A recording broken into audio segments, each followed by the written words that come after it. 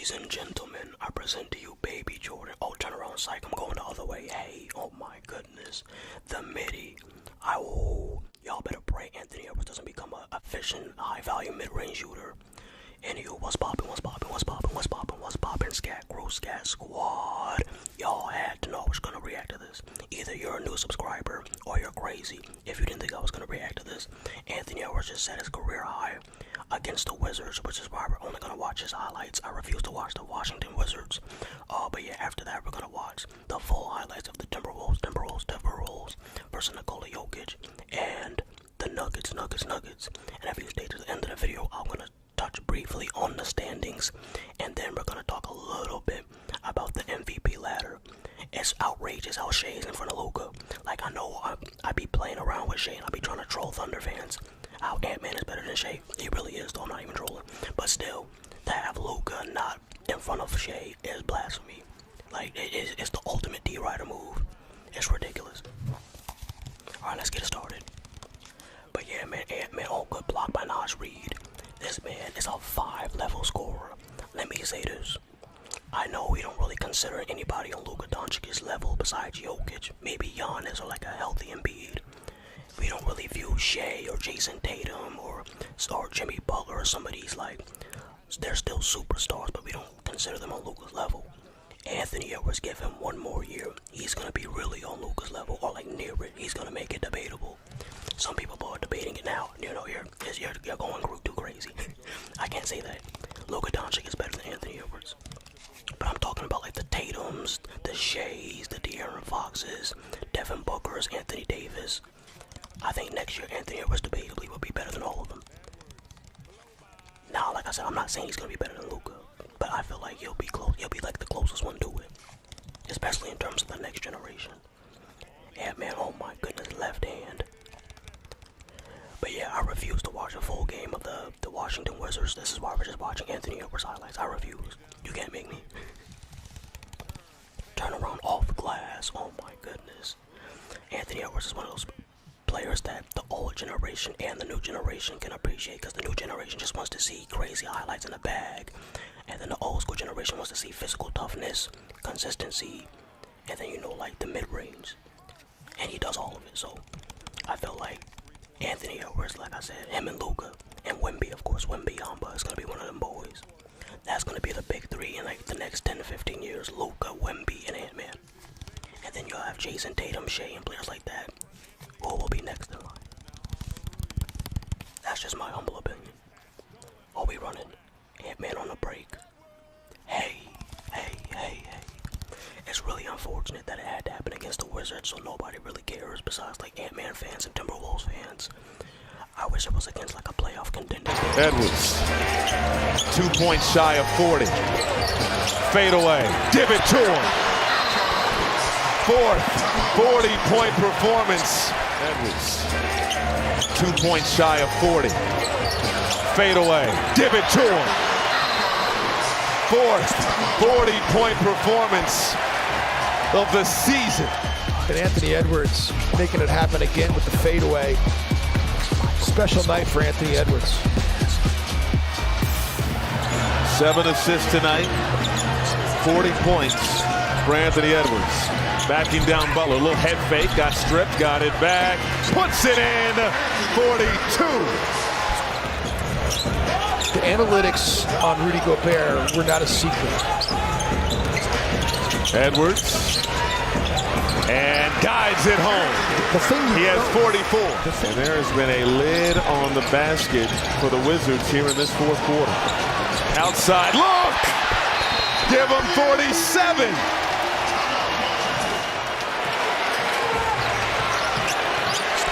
Edwards, little hezzy, the drive, give him 49. Edwards driving in the lane, flips it up, and in the first 50-piece of his career. That's it for Chris Finch. His team needed all 51. Has Luka ever worn the little elbow band? I don't know. He should. Alright, let's get it started.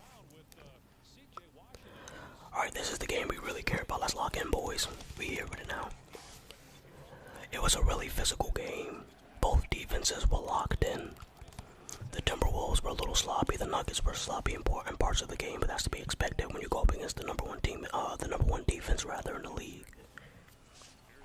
I heard that Nikola Jokic averages his fewest assists against any team, and as the Timberwolves, I heard before this game he was only averaging 3.3 assists. But that's because they like to guard Nikola Jokic 1v1, and then they like to stay home on the shooters. The shooters, no Ja Morant. The shooters, no Ja Morant. Yo, one thing, I think I mentioned this in another video. After watching the Timberwolves all season, I really know Rudy Gobert's true value. I know we used to say he's overrated. In a sense, I guess it depends how you viewed him. If you thought he was some superstar big, then I guess he was overrated back then. But in terms of what he brings to the table, he's not overrated. He's a defensive anchor. He is that dude defensively. The only person that was a shot by Ant-Man. Did y'all see that hang time? Tough. Watson was blocking everything. I always forget his first name, and you guys always tell me I think it's PJ Watson. But yeah, man, he was blocking everything at the rim. I think he blocked Nas Reed 3 times in 5 minutes. Nas Reed was getting his little joint clamped. 26-24, 26-24, 26-24.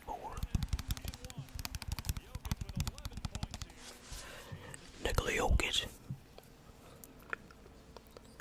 It was a good signing that they picked up. The Nuggets received Reggie Jackson. He's really good for them off the bench, especially with Bruce Brown not being there. And Jamal Murray has been injured throughout the end of the season. I like that Reggie Jackson signing. It makes more sense every day. I never really disagree with it, but I just thought it was a weird move. I was like, yo, where did that come from? Especially since they had Bones Island Jr. I thought they would develop Bones Island, but I guess they didn't like his shot selection. Similar how to the Warriors didn't like Jordan Poole's shot selection.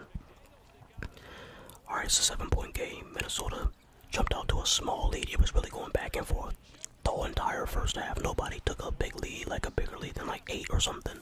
Maybe 10. I don't even think 10. Jokic, oh my goodness.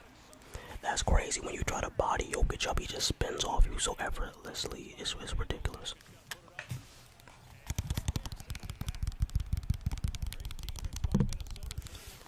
Nas Reed.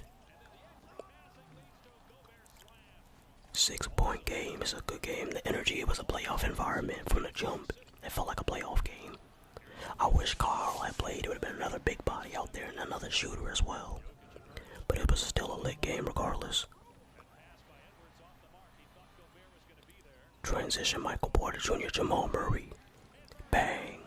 Yo, at one point, I swear, Anthony Edwards, Jamal Murray, and Nikola Jokic were all going back and forth. They would be like, Anthony Edwards scores, then Jamal, then Anthony Edwards, then Jokic, then Anthony Edwards, then Jokic, then Anthony Edwards, then Jamal. It was crazy for a minute and a half or 2 minute stretch where all 3 of them were just getting off.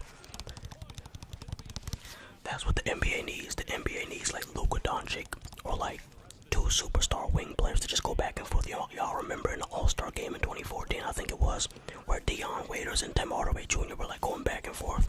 Could you imagine how Twitter, how NBA fans, how just the audience in general would react if that was Ant-Man and Luka just going tit for tat back and forth? Man, that would be Jordan and Bird Part 2, bro. Baby Bird versus Baby Jordan, I'm telling you. Jokic is Big Bird. That's the evolution of Larry Bird. You got Larry Bird, then Luke, then Baby Bird underneath, and then there's Big Bird on top. Jokic. Well, Larry Bird is technically better than Jokic all time right now, but give it another year or 2. Yeah, Jokic might be top 10, no cap. Oh, Michael Porter Jr. bang out. I'm telling y'all, 1-point game. This game was close all the way through. Well, up until the 4th. I take it back. Yeah, man, finish it with contact, no foul, ref. They be holding Anthony Edwards with these calls, no cap. Oh my, I remember seeing that move live by Nas Reed. The little crossover after the spin, oh my goodness. That's great. He snatched them, boy. Snatched them angles and tough finish as well. But Nikola Jokic, you know he's gonna have an answer.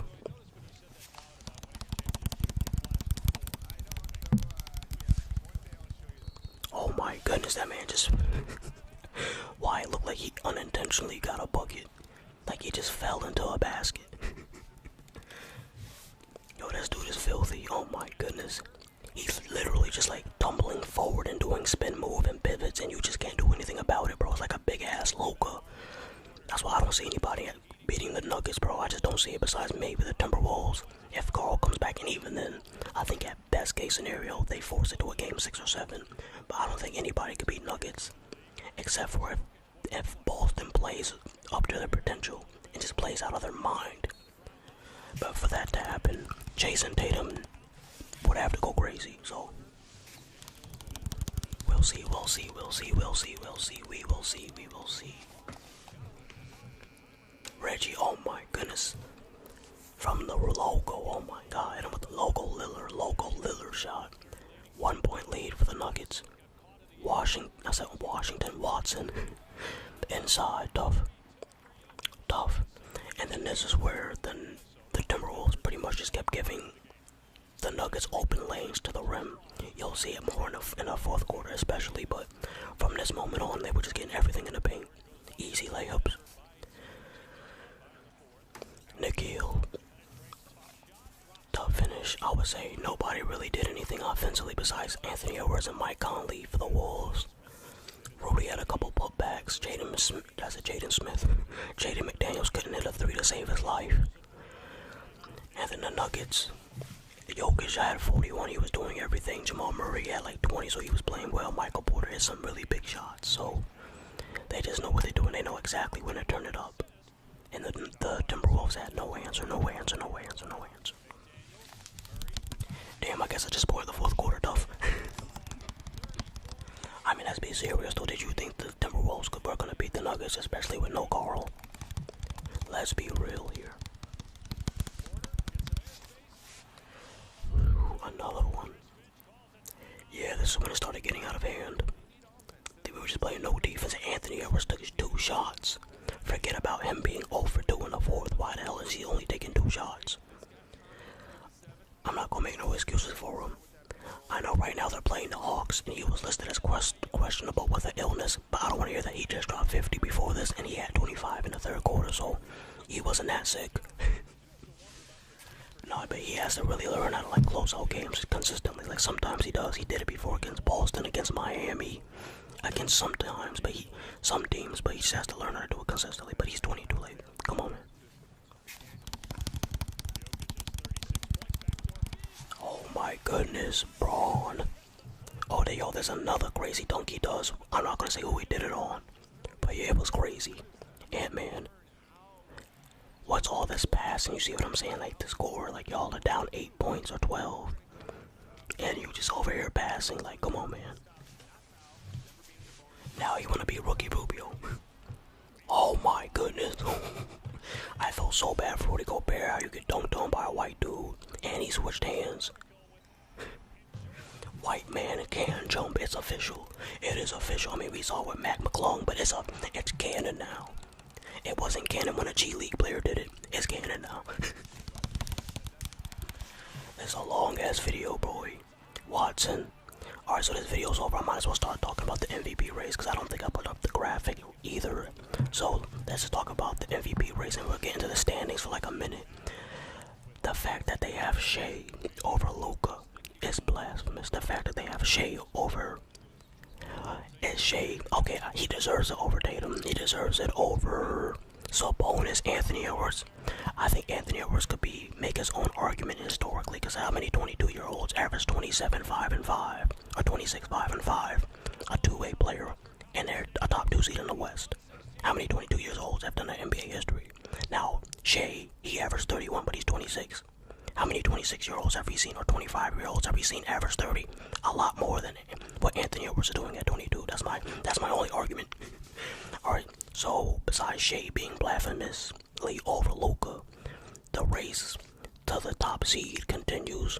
The Thunder, the Timberwolves, Timberwolves and the Nuggets still have a chance. Yes, even with the Timberwolves losing to the Nuggets Timberwolves series is tied 2-2. So I don't know who will win the tiebreaker between them. But yeah, man, I really don't want the Timberwolves to play the Suns because right now they're matched up against the Suns, and I don't want that at all because they'll get beaten in 5 or 6. So I think the Timberwolves can make it out of the first round as long as they don't play KD or LeBron. If they play the Phoenix or LA Lakers, it's looking spooky. It's looking spooky, and I'm not gonna hold you. But thanks for watching. This is a long ass video. I'm out. Peace. Hey.